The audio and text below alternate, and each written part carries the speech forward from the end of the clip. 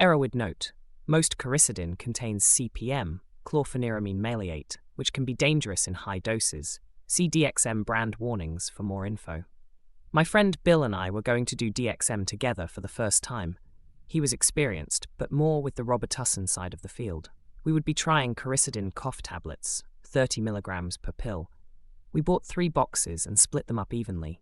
Using Gatorade to wash them down, the plan was to take them one at a time every minute until we were done, starting at 7 p.m. We would be watching What Dreams May Come for the stunningly vivid colors and grand theme, until we started to feel some heavier effects, and then switch on the CD player and listen to some music a friend recommended for the night. We started taking the pills. Bill had a much harder time of it than I did, for some reason. He says he just hates taking pills. After about 6, I decided to just take the rest altogether. After about 3 more, Bill did the same. He says he now feels it's better to get it over with all at once. Awaiting the experience's start didn't take too long. At about 8 p.m., we both started seeing trails and feeling the monkey on your chest phenomenon, which he told me to expect and to not panic when it happened.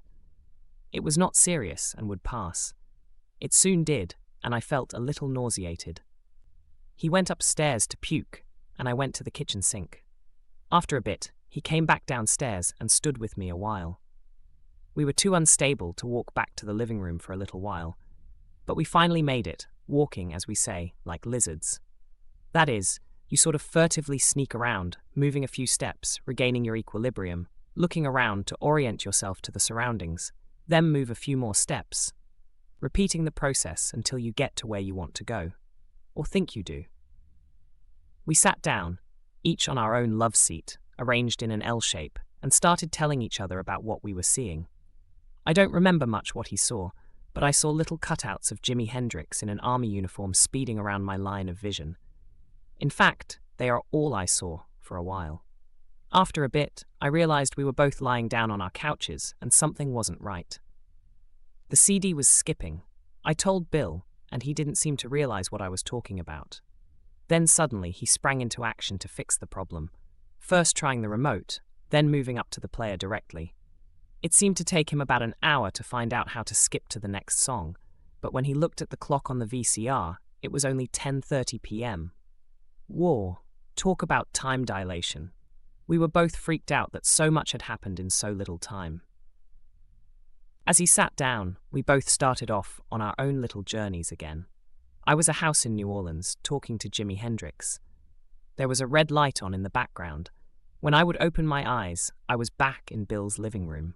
Weird. I would close my eyes, I would return to talking to Jimmy, or go somewhere else. Needless to say, at this time, Jimmy's CD was playing. Sooner or later, I found myself in the kitchen at Bill's house. I didn't know what I was doing, so I decided to go ask Bill. Maybe I'd told him. I started walking back to the living room and realized my eyes were closed, but I could still see the furniture and room. I opened them, and the room still looked a bit different, but it was mostly the same. I closed them and kept walking, as this seemed to make more sense. I got to my couch and lay down, soon lost in another world again. Suddenly, I was lost. I had to find Bill. I opened my eyes and saw that I was grasping his arm in mine, as in an old-style arm clasp, where we were each grabbing each other's forearm. He had a shocked look on his face, and his mouth was forming a little O shape. Later he told me that I said I needed an anchor to reality. We held each other's arm for most of the rest of the night, and came to call it the lifeline. As at one point, we both had the same vision that our life forces were intermingling along this link. One of us would press on the other's forearm with our index finger extended. In an echo, I would hear Bill ask me, "Did I do that? Or did you?" I had to honestly tell him that I didn't know.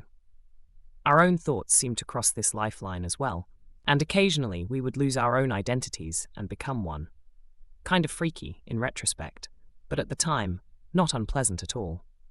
At some time in the night, we fell asleep and awoke the next day feeling relaxed and lazy. Still a bit shaky, we went to Denny's about 8 a.m. and chilled out for a while, just feeling weird being around normal people. We'll never forget that first time we did DXM together, but now we regularly try to set appointed weekends. At least one per month, to check out of reality for a while and experiment with seeing another point of view.